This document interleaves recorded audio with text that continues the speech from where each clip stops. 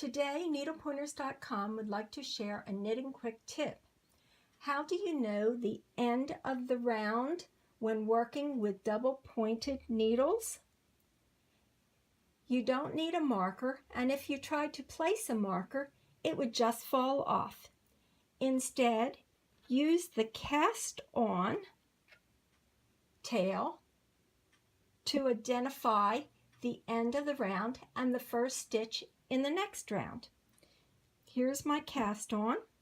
So the end of the round would be this stitch, and the beginning of the next round would be this stitch.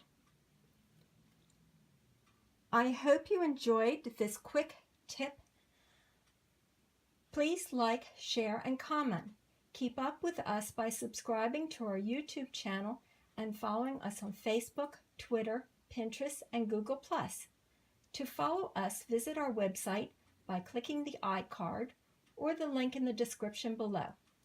Our website, needlepointers.com, is a great resource for knitting tutorials and free projects.